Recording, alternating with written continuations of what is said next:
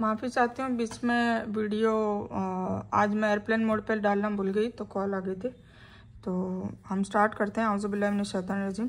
वे कहते हैं कि अल्लाह औलाद रखता है। तो ये ईसाई और यहूदियों की बात चल रही थी। दुनिया में खुशखबरी से मुराद सवाब के काम है या वह खुशखबरी है जो मौत के वक्त फरिश्ते एक ईमान वाले को देते हैं, जैसे कुरान और हदीस से साबित है। मतलब जब अल्लाह ताला खुश होता है अल्हम्दुलिल्लाह, तो मुर्दे को पहले से ही फरिश्ते खुशखबरी दे देते हैं कान में कि अल्लाह तुमसे राज़ी है और तुमसे मिलने को मुंतज़िर है, मतलब तुमसे मिलने को इंतज़ार कर रहा है। तो माशाल्लाह ये दुनिया में ही खुशखबरी दे दी जाती है। अल्लाह ताला हमको भी उसमें शामिल करे, आमीन। या अल्लाह के साथ किसी को साझीदार ठहराना किसी दलील की बुनियाद पर नहीं बल्कि एक अटकल पच्चू राय या गुमान की देन है। आज अगर इंसान अपनी अकल और समझ को सही तरीके से इस्तेमाल करे तो बेशक उस पर यह वाज़ेह हो सकता है कि अल्लाह का कोई साझीदार नहीं है। जिस तरह वह आकाश और धरती को पैदा करने में अकेला है, कोई उसका साझीदार नहीं, तो फिर इबादत में दूसरे उसके साझीदार किस तरह हो सकते हैं। तो ये समझने वाली बात है। आप कह दीजिए कि जो लोग अल्लाह पर इफ्तरा करते हैं, मतलब झूठ बांधते हैं, वे कामयाब नहीं होंगे। यह दुनिया में थोड़ा सा सुख है, फिर हमारे पास उनको आना है, फिर हम उनको वे कुफ्र के बदले सख्त सज़ा चखाएंगे।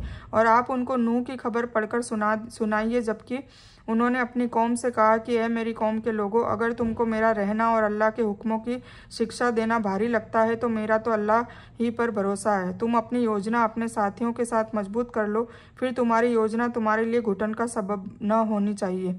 फिर मेरे साथ कर गुजरो और मुझे मौका न दो। फिर भी अगर तुम मुंह मोड़ते जाओ तो मैंने तुमसे कोई बदला तो नहीं मांगा, मेरा बदला तो केवल अल्लाह ताला ही देगा और मुझे हुक्म दिया गया है कि मैं मुसलमानों में से ही रहूं।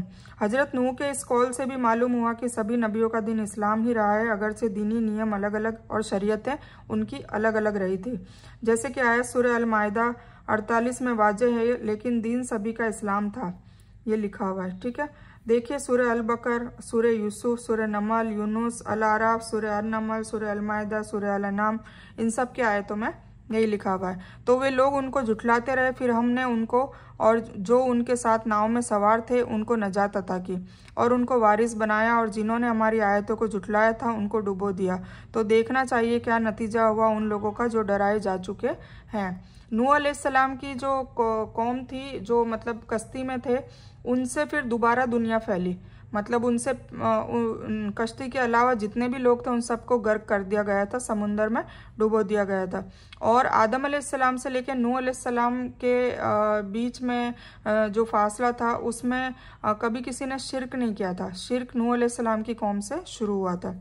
फिर उनके बाद हमने दूसरे रसूलों को उनकी कौम की तरफ भेजा तो वे उनके पास वाज़ेह सबूत लेकर आए, पर जिस चीज़ को उन्होंने पहले वक्त में झूठा कह दिया, यह न हुआ कि फिर उस पर ईमान ले आते। हम इसी तरह हद पार करने वालों के दिलों पे मोहर लगा देते हैं। फिर हमने उन पैगंबरों के बाद मूसा और हारून को फिरौन और उसके प्रमुखों के आसपास चमत्कार देकर भेजा, तो उन्होंने घमंड किया और वे लोग मुजरिम कौम थे। फिर जब उनको हमारे पास से सच पहुंचा तो वे लोग कहने लगे कि बेशक यह खुला जादू है, यानी धरती में उन बचने वालों को पहले के लोगों का वारिस बनाया। फिर इंसानों का आगामी वंश उन्हीं लोगों से, खास तौर से हजरत नूह के 3 बेटों से चला। वो 3 बेटे, वैसे टोटल 4 बेटे थे, हाम, शाम, याम और यजीद। उसमें याम जो था वो ईमान नहीं लाया था, तो वो और उसकी माँ, मतलब दोनों नूह अलैहिस्सलाम की बीवी और उनका बेटा याम, ये दोनों ईमान नहीं लाए थे, तो वो समुंदर में ही डूब गए थे, उनको वहीं छोड़ दिया था। अब बचे हाम, शाम और यजीद। तो हाम, शाम और यजीद, ये जो 3 बेटे हैं, इनसे वंश चला, मतलब इन्हीं से फिर हम लोग वापस से इनकी उसमें आए। और आदम अलैहिस्सलाम को पहला मनु कहा जाता है और द्वितीय मनु या जल मनु नूह अलैहिस्सलाम को ही कहा जाता है। लेकिन इन कौमों ने रसूलों की बात नहीं मानी, सिर्फ इसलिए कि जब पहल ये रसूल उनके पास आए तो फौरन बिना किसी विचार विमर्श के, सोच विचार के उनको नकार दिया। तो पहली बार का इनकार उनके लिए मुस्तकिल पर्दा बन गया, मतलब अल्लाह ताला ने फिर हमेशा उनके बीच में पर्दा डाल दिया। तो यही सोचते रह गए कि हम तो पहले नकार चुके हैं, अब इसको कबूल करना क्यों। नतीजन मतलब लास्ट में क्या हुआ, ईमान से वो महरूम ही रह गए। रसूलों का आम बयान करने के बाद हज़रत मूसा और हारून का बयान किया जा रहा है। अगरचे रसूलों के बीच वह भी आ जाते हैं, लेकिन उनकी गिनती अहम रसूलों में होती है, इसलिए ख़ास तौर से उनका अलग बयान है। इस कुरान में 70 से ज़्यादा बार, मतलब सबसे ज़्यादा बार अगर किसी की चर्चा हुई है, किसी का बयान हुआ है, तो वो है मूसा अलैहिस्सलाम के बारे में। ठीक है, तो मूसा अलैहिस्सलाम के किस्से खूब है इस कुरान में। क्यों? क्योंकि उनकी और हुजूर पाक सल्लल्लाहु अलैहि वसल्लम की जो लाइफ है वो रिजेंबल करती है, तो इसलिए उनका ज़्यादा यहाँ मिलते हैं। जब कबूल न करने के लिए ठीक दलील या सबूत नहीं मिलता तो उससे छुटकारा हासिल करने के लिए कह देते हैं कि यह जादू है ना। कोई भी इंसान अगर किसी को बहतान लगाता है या किसी के लिए झूठ गढ़ता है या किसी को गुनहगार बताता है, तो अगर वो उसका सबूत पेश नहीं कर सकता तो फिर लास्ट में क्या होता है कि ये तो जादू है, ये तो इसने हिप्नोटाइज कर लिया है, इसने ऐसा कर लिया है। फिर लोग मतलब अपनी कमजोरी का जो सबूत है वो इस तरीके से देते हैं। तो इसी तरह मूसा अलैहिस्सलाम ने जब अपनी अल्लाह ताला के इज़्ज़त से जब करामात दिखाई तो सब लोग क्या बोलने लगे कि ये तो खुला जादू है। मूसा ने कहा कि क्या तुम इस सच के बारे में, जबकि वह तुम्हारे पास आ पहुंचा है, ऐसी बात कहते हो? क्या यह जादू है? जबकि जादूगर कामयाब नहीं होते, है ना। जादू कभी ना आगे, जादूगर कितना जादू बता सकता है, उसकी एक लिमिट होती है, उसकी एक हद होती है ना। तो जादूगर भी कब तक कामयाब होगा? उसकी एक चाल वो चलेगा, दो चाल, वो हाथ की सफाई होती है, तो जितनी तरकीबें उसको आती है उतनी दिखा देगा, उसके बाद एक लिमिट के बाद तो वो फिर फेल ही होगा ना। तो जादू होता तो कामयाब नहीं होते, ये मूसा अलैहिस्सलाम समझा रहे हैं। वह लोग कहने लगे कि क्या हमारे पास इसलिए आए हो कि हमको उस रास्ते से हटा दो जिस पर हमने अपने बुजुर्गों को पाया है, और तुम दोनों की दुनिया में बड़ापन मिल जाए। हम दोनों कभी ये नहीं मानेंगे। मतलब एक तो मतलब वो क्या कह रहे हैं कि एक तो तुम अपने आप को बहुत अच्छा और बहुत बड़ा साबित करना चाहते हो कि तुम दोनों मतलब मूसा अलैहिस्सलाम और उनके भाई हारून अलैहिस्सलाम की बात हो रही है। एक तो ये कि है ना, कोई भी जैसे कोई अच्छी बात करना चाहता है या कोई नया काम करना चाहता है, तो लोगों की एक तो चिंता ये रहती है कि अगर ये कामयाब हो गए इस काम में तो ये सक्सेस हो जाएंगे और इनकी वाहवाही होगी, इनकी इज्जत बड़ी हो जाएगी, हम लोगों की नहीं होगी। एक तो उनको ये दुख होता है, और ये हर कौम में पाया गया और इस कौम में भी यही हो रहा है। और दूसरा ये कि वो अपने बुजुर्गों के दीन को नहीं छोड़ना चाहते, तो ये आज भी पाया जाता है, मुसलमान में भी ये पाया जाता है कि वो अपने बुजुर्गों का दीन नहीं छोड़ना चाहते। हालांकि बुजुर्गों ने, बेचारों ने इल्म नहीं हासिल किया था, उस वक्त नहीं था, तो वो उनके लिए तो उल्टा मगफिरत मांगने की ज़रूरत है, तो वो बुजुर्गों का दीन नहीं छोड़ना चाहते। जबकि कुरान वाज़े तौर से कह रहा है कि अगर बुजुर्गों का दीन जैसे कुरान के हिसाब से नहीं है तो फिर वो हमें उस पर अपनी इस्लाह करने की ज़रूरत है, और जो सच्चा दीन है, जो कुरान के हिसाब से, हदीस के हिसाब से दीन है, उसी पर चलना चाहिए। तो इसी तरीके से बात बताई जा रही है कि मूसा अलैहिस्सलाम को कह रहे हैं कि हम अपने बुजुर्गों का दीन नहीं छोड़ेंगे, और दूसरा ये कि तुम अपना बड़ापन बताने के लिए, सक्सेस होने के लिए तुम ये बातें कर रहे हो। और फिरौन ने कहा कि मेरे पास सभी माहिर जादूगरों को लाओ। फिर उनके आपस में जादू में उनका कंपटीशन करवाया। फिर जब जादूगर आए तो मूसा ने उनसे कहा कि डालो जो कुछ तुम डालना चाहते हो। मूसा अलैहिस्सलाम ने कहा कि पहले तुम्हारे सारे हथियार, जो भी तुम पैंतरे चलते हो, जो भी चालें चलते हो, जो भी तुम्हारे पास ट्रिक्स है जादुओं की, वो तुम करो, फिर लास्ट में मैं करूँगा। तो जब उन्होंने डाला तो मूसा ने कहा कि यह जो कुछ तुम लाए हो ये तो जादू है। तय बात है कि अल्लाह इसको अभी बर्बाद किए देता है, अल्लाह ऐसे फसादियों का काम बनने नहीं देता, और अल्लाह ताला सच्चे सबूत को अपने कौल से वाजे कर देता है, चाहे मुजरिम को कितना ही बुरा लगे। यह न मानने वालों की दूसरी गलत दलील है जो सही दलील से आजिज होकर पेश करते हैं। एक यह कि तुम हमारे पूर्वजों के रास्ते से हटाना चाहते हो, मतलब हमारे बुजुर्गों के रास्ते से हमको हटाना चाहते हो। दूसरा यह कि हमें मान या मर्यादा और मुल्क हासिल है, उसे छीनकर खुद कब्जा करना चाहते हो, इसलिए हम तो कभी भी तुम पर ईमान नहीं लाएंगे।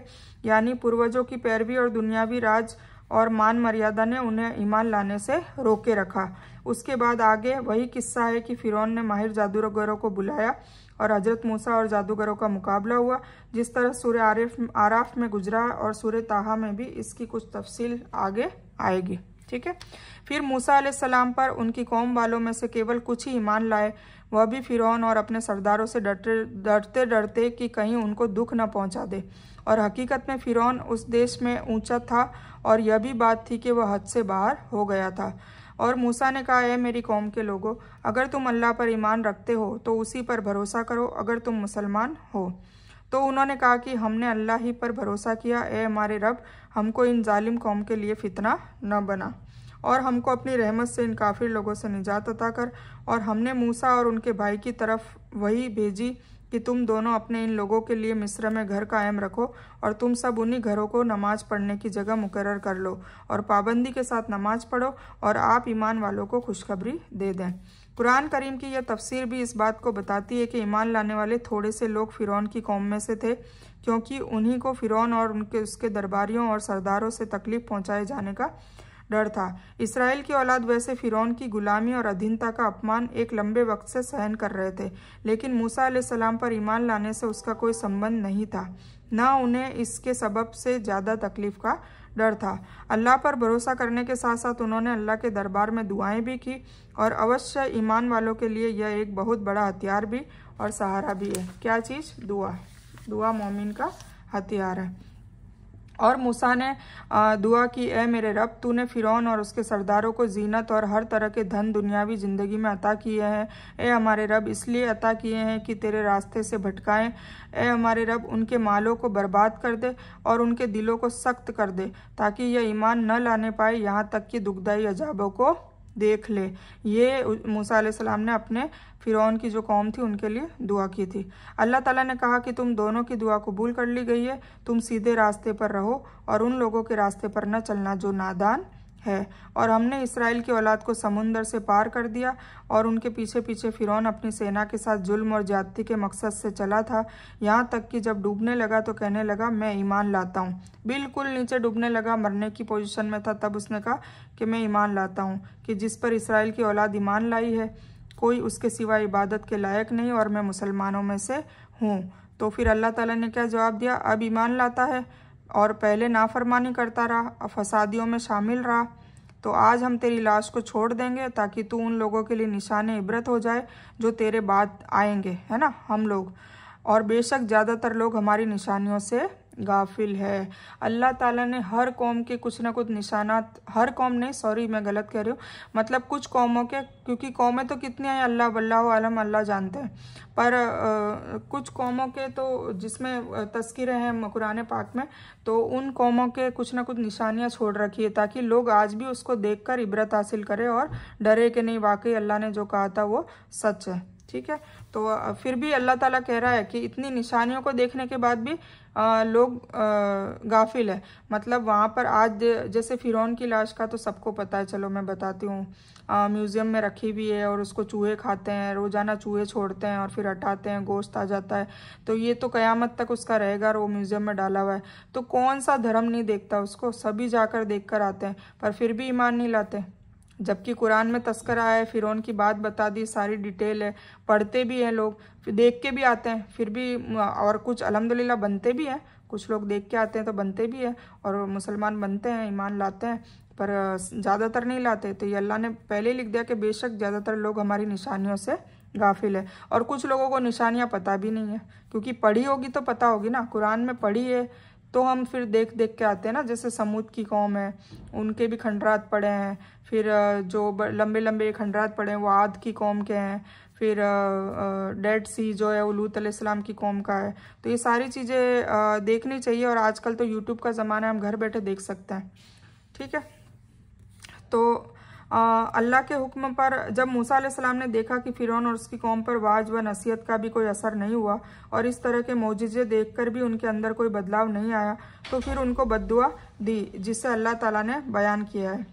यानी अल्लाह के हुक्म पर मौजिज़ाना तौर से बने हुए पानी वाले रास्ते पर जिस पर चलकर मूसा और उसकी कौम ने समुंदर पार किया था, फ़िरौन और उसकी सेना भी समुंदर पार करने के इरादे से चलना शुरू किया। मकसद यह था कि मूसा इसराइल की औलाद को जो मेरी गुलामी से आज़ाद कराने के मकसद से रातों रात ले आया, तो उसे दोबारा कैदी बना लिया जाए। जब फ़िरौन और उसकी सेना उस समुद्री रास्ते में दाखिल हो गई तो अल्लाह ने समुंदर को पहले की तरह बहने का हुक्म दे दिया, है ना। ये भी आज भी है, ये समुंदर वाला आज भी है।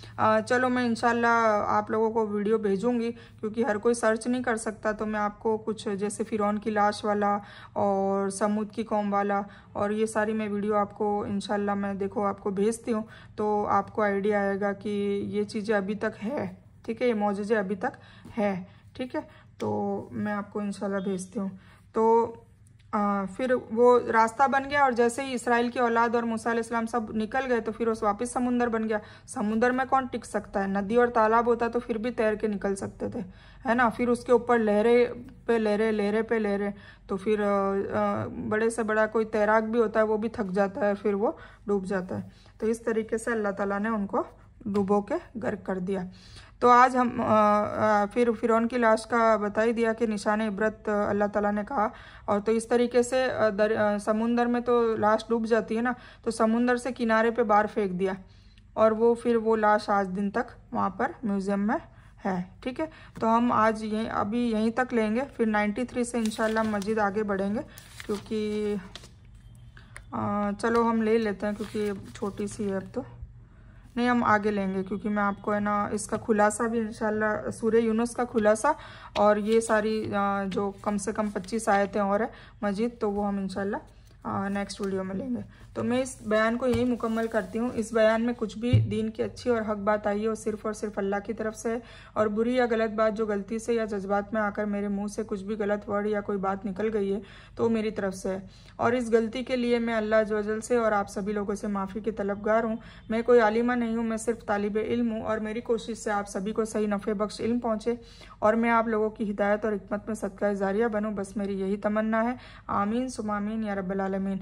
रब्बना आतिना मिन लदुनका रहमतन व हय्यि लना मिन अमरिना रशदा। अल्लाहुम्मा सल्लि अला मुहम्मद व अला आलि मुहम्मद कमा सल्लैता अला इब्राहीम व अला आलि इब्राहीम इन्नका हमीदुम मजीद। अल्लाहुम्मा बारिक अला मुहम्मद व अला आलि मुहम्मद कमा बारकता अला इब्राहीम व अला आलि इब्राहीम इन्नका हमीदुम मजीद। व आखिरु दावाना अनिल हम्दुलिल्लाहि रब्बिल आलमीन। ये 2 पार्ट में आएगी, तो आप देख लीजिएगा। मैं पार्ट 1 पार्ट 2 डालूंगी क्योंकि बीच में ये वीडियो टूट गई थी। ठीक है, अस्सलाम वालेकुम रहमतुल्लाहि व बरकातहू।